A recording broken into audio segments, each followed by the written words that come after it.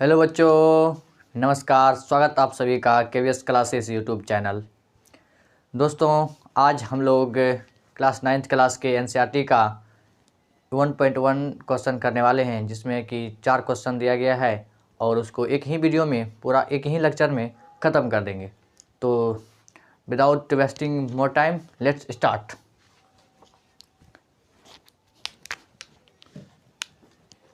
पहला क्वेश्चन है, आप पेन और पेपर और किताब यानी कि बुक एनसीईआरटी का अपने सामने रखिए और हम यहाँ पर बनाते हैं, आप उसको नोट कीजिएगा। कहता है, क्या शून्य एक परिमेय संख्या है? क्या शून्य एक परिमेय संख्या है? क्या इसे आप p/q के रूप में लिख सकते हैं, जहाँ p और q पूर्णांक है? नहीं जी। तो पहला क्वेश्चन कहता है, क्या एक शून्य परिमेय संख्या है? तो आंसर क्या हो जाएगा इसका?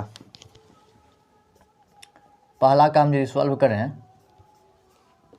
आंसर हो जाएगा यस, यानी कि हाँ। पिछले वीडियो में हमने बताया था कि 0 एक परिमेय संख्या है जिसे हम p/q के रूप में लिख सकते हैं। तो क्वेश्चन एनसीईआरटी में दिया गया है, क्या 0 एक परिमेय संख्या है? तो आंसर क्या हो जाएगा? यस होगा। तो कैसे? उसका यहाँ पर कारण लिखते हैं। यहाँ पर कारण इसका ये है, क्योंकि हम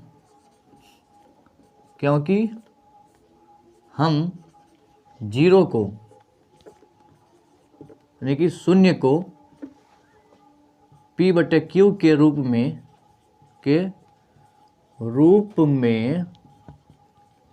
अर्थात 0/1 या 0/2 या 0/3 या 0/4 etc. के रूप में लिख सकते हैं। तो इसका क्या हो गया? कारण हो गया। नहीं जी। तो पहला क्वेश्चन था, क्या 0 परिमेय संख्या है? तो आंसर क्या आ जाएगा? हाँ होगा। क्यों? क्योंकि हम 0 को p/q के रूप में अर्थात 0/1 या 0/2 या 0/3 या 0/4 etc. के रूप में लिख सकते हैं। तो 0 एक क्या हो गया? परिमेय संख्या हो गया। तो परिमेय संख्या के बारे में आपको पता ही होगा। तो यदि आपको पता नहीं है तो वीडियो के डिस्क्रिप्शन में जाइए, वहाँ पर लिंक होगा, आप वहाँ से देख सकते हैं। तो ये गया दूसरा क्वेश्चन। पहला क्वेश्चन। तो दूसरा क्वेश्चन है,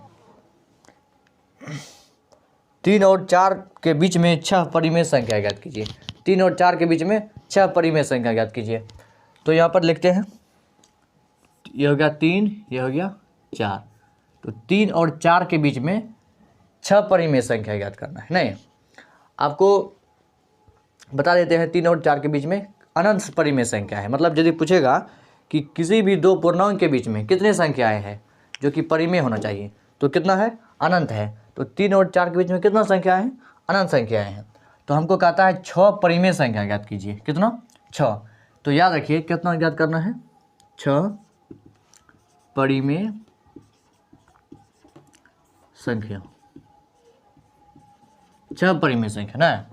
तो 3 और 4 के बीच में कितना परिमेय संख्या ज्ञात करना है? 6 परिमेय संख्या। तो यहाँ पर जितना दे दिया है ना, पहले यहाँ लिखते हैं 3 और यहाँ पर कितना है? 6। तो यहाँ से आप 6 से गुना कीजिए और 6 से डिवाइड कीजिए। सॉरी, यहाँ पर 6 दे दिया तो 7 से करना है, एक बढ़ा करके। यहाँ पर यदि 7 कहता तो 8 से गुना करना पड़ता ऊपर नीचे। यदि 9 कहता तो 10 से करना पड़ता। यहाँ पर 6 दे दिया तो 7 से ऊपर नीचे मल्टीप्लाई, और इसमें भी 7 से ऊपर नीचे मल्टीप्लाई और डिवाइड। नहीं तो यहाँ पर 7 कैंसिल हो जाएगा तो बचेगा 3 ओनली। यहाँ पर भी 7 कैंसिल तो बचेगा 4 ओनली। तो 7 या 21 हो गया आपको 21। यहाँ पर 7 हो के 28 बटा में 7। तो दोनों का बेस सेम है, तो दोनों के बीच में हम लिख देते हैं। इसको यदि कटाइएगा आप तो 3 बच जाएगा, इसको भी यदि कटाइएगा तो कितना बच जाएगा? 4 बच जाएगा। यानी कि ये 3 ही है, लेकिन हमको दूसरे फॉर्मेट में लिखे हैं, इसकी हमको परिमेय संख्या प्राप्त हो जाए। तो 21/7 और यहाँ पर है 28/7। तो इसके बीच में संख्या सब है 22, 23, 24, 25। तो इसको हम लिख देते हैं। तो यहाँ लिखते हैं 6 परिमेय संख्या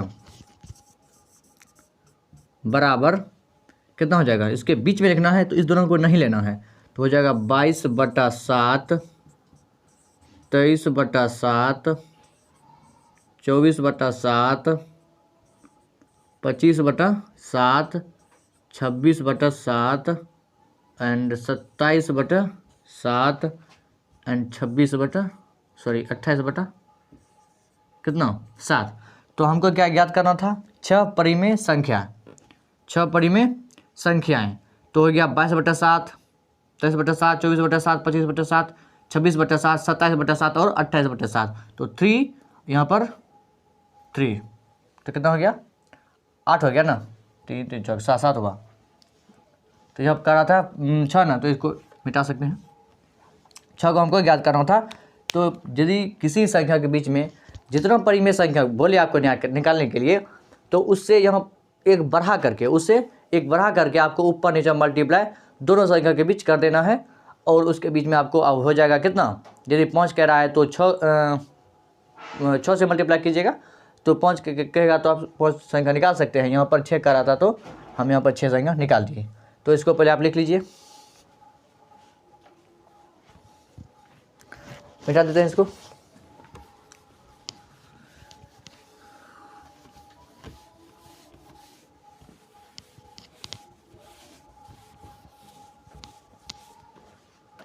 चलिए अगला क्वेश्चन चलते हैं।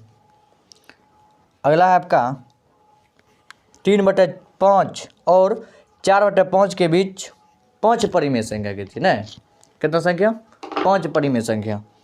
तो 3/5 और 4/5 के बीच 5 परिमेय संख्या ज्ञात करें। तो हम याद करते हैं, क्वेश्चन नंबर कितना होगा 3। कहता है 3/5 से लेकर कहाँ तक, यानी कि 3/5 और 4/5 के बीच 5 परिमेय संख्या, 5 परिमेय संख्या, 5 परिमेय संख्या बराबर व्हाट। तो पिछला क्वेश्चन में हमने अभी तुरंत देखा कि वहाँ पर 6 संख्या पूछ रहा था, तो हमने 7 से मल्टीप्लाई ऊपर नीचे किया, एक बढ़ा करके। यहाँ पर 5 संख्याएं पूछ रही है, तो हम कितना से गुना करेंगे 6 से, यानी कि एक उसमें जोड़ेंगे। यहाँ पर 5 का आ रहा है ना, तो हम 6 से गुना कर देंगे ऊपर नीचा।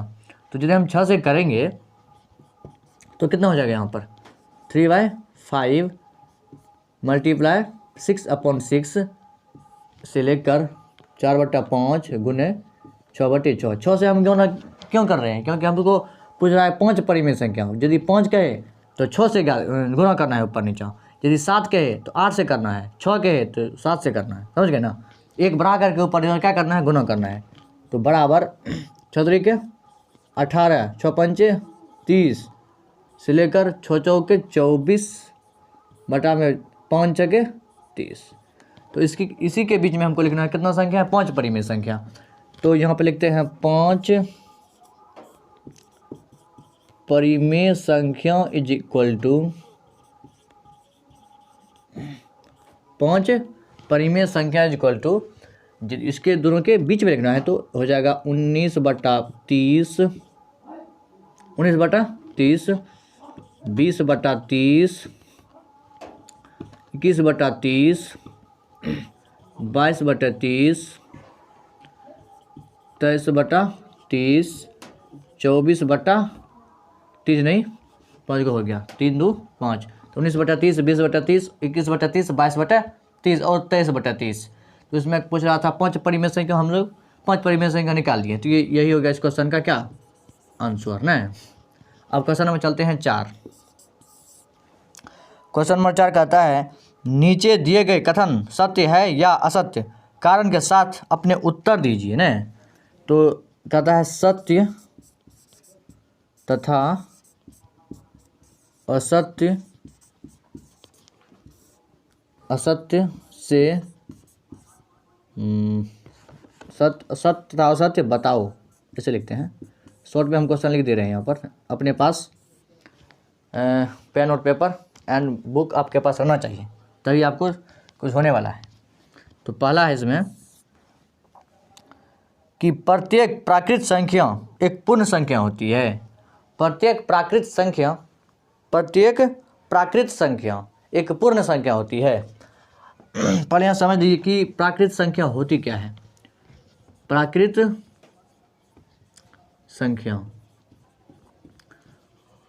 संख्या उसे कहते हैं जो 1 से स्टार्ट होती है, इन्फिनाइट तक जाती है। 1 से स्टार्ट होकर इन्फिनाइट तक जो जाती है उसे हम प्राकृत संख्या कहते हैं। और क्या है यहाँ पर, पूर्ण संख्या ना। पूर्ण संख्या उसे कहते हैं जो 1 से नहीं, कहाँ से, 0 से, हाँ 0 से चालू होकर इन्फिनाइट तक जाती है। उसी संख्याओं के सेट को ही पूर्ण संख्या कहते हैं। उसी संख्याओं के समुच्चय को ही पूर्ण संख्या कहते हैं। प्राकृतिक संख्या यानी प्राकृत संख्या जो 1 से स्टार्ट होकर इन्फिनाइट तक जाती है, अर्थात गिनती की संख्या को हम प्राकृत संख्या कहते हैं। ये चीज़ हम पिछले वीडियो में हम बता दिए थे। पूर्ण संख्या को भी हम बताए थे। कहता है चौथा का पहला में प्रत्येक प्राकृत संख्या पूर्ण संख्या होती है। तो क्या हो जाएगा आंसर, हाँ। तो इसमें कोई भी आप प्राकृतिक संख्या उठा लीजिए, उसका इसमें होना अनिवार्य होगा। क्या है, तो हम उठाते हैं एग्जांपल से। 1 उठाइए। 1 एक प्राकृतिक संख्या है, लेकिन इसमें भी देखिए 1 एक पूर्ण संख्या है। तो कहीं से भी उठाइए प्राकृतिक संख्या का एग्जांपल, प्राकृतिक संख्या कहीं से भी उठाइए वो पूर्ण संख्या में मिलेगा, लेकिन पूर्ण संख्या को कहीं से भी उठाइए प्राकृतिक संख्या में नहीं मिलेगा।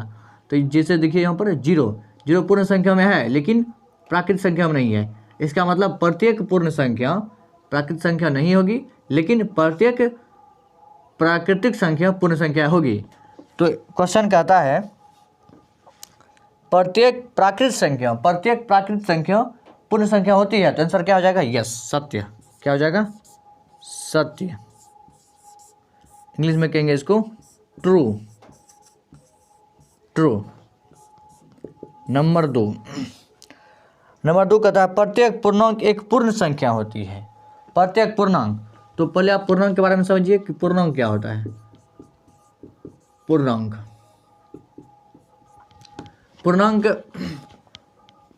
देखिए ऋणात्मक और ऋणात्मक संख्याओं के समुच्चय को ही पूर्णांक संख्या कहते हैं। तो एग्जाम्पल क्या आ जाएगा इसका, -2, -1, 0 भी इसमें आता है, 1, 2, 3 etc. इन्फिनाइट तक जाता है। और इधर भी आप इन्फिनाइट तक जा सकते हो। तो कहता है प्रत्येक पूर्णांक every integer is whole number, मतलब प्रत्येक पूर्णांक पूर्ण संख्या होती है। दिमाग पर जोर डाल के सोचिए, प्रत्येक पूर्णांक पूर्ण संख्या होगी। आंसर क्या होगा, प्रत्येक पूर्णांक पूर्ण संख्या होंगी। तो आंसर होगा नहीं। क्यों, क्योंकि -1 को एग्जाम्पल के तौर पर आप समझिए। -1 पूर्णांक है, लेकिन पूर्ण संख्या में -1 का कोई जिक्र नहीं है। तो -1 पूर्णांक है लेकिन पूर्ण संख्या नहीं है। तो हम ये कैसे कह सकते हैं कि प्रत्येक पूर्णांक पूर्ण संख्या होती है। तो ये जो दिया गया स्टेटमेंट है ये गलत है।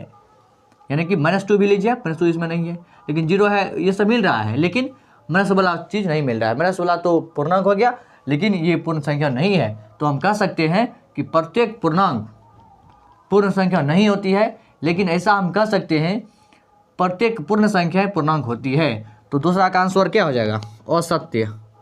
क्या क्वेश्चन क्या है, प्रत्येक पूर्णांक एक पूर्ण संख्या होती है, प्रत्येक पूर्णांक एक पूर्ण संख्या होती है। आंसर क्या है, गलत, यानी असत्य, असत्य, फॉल्स, फॉल्स ना। नंबर 3 में है प्रत्येक परिमेय संख्या एक पूर्ण संख्या होती है। तो परिमेय संख्या क्या है, परिमेय संख्या, परिमेय संख्या किसे कहते हैं, वैसी संख्या जिसे हम p/q के रूप में लिख सकते हैं, जहाँ पर q does not equal to 0, उसे ही परिमेय संख्या कहते हैं। p और q क्या है, p और q एक पूर्णांक संख्याएं है, मतलब इस सेट में से कोई भी हो सकता है p और q। तो वैसी संख्या जिसे हम p/q के रूप में लिख सकते हैं, जहाँ पर q does not equal to 0 और p और q में कोई उभयनिष्ठ गुणनखंड नहीं होनी चाहिए। तो ये उसे कहते हैं हम लोग परिमेय संख्या। जैसे 2/3, 3/4, 5/6, 2.50 etc. तो क्वेश्चन क्या कहता है कितना नंबर में, 3 नंबर में, प्रत्येक परिमेय संख्याएं एक पूर्ण संख्या होती है। प्रत्येक परिमेय संख्या एक पूर्ण संख्या होती है। क्वेश्चन यही है। क्वेश्चन ध्यान से सुनिए पहले। क्वेश्चन कहता है प्रत्येक परिमेय संख्या एक पूर्ण संख्या होती है। बात एकदम क्या है, गलत है, क्योंकि 2/3 एक परिमेय संख्या है, लेकिन इसमें इसका जिक्र नहीं है। 2/3 अब कहीं है नहीं है, इसमें बटे वाला बात है ही नहीं। इसमें बटे आ गया तो पूर्ण संख्या नहीं होगा। तो कहता है प्रत्येक परिमेय संख्या पूर्ण संख्या है 3 नंबर स्टेटमेंट में। तो ये बात क्या हो गया, गलत हो गया। कैसे कि 2/3 एक परिमेय संख्या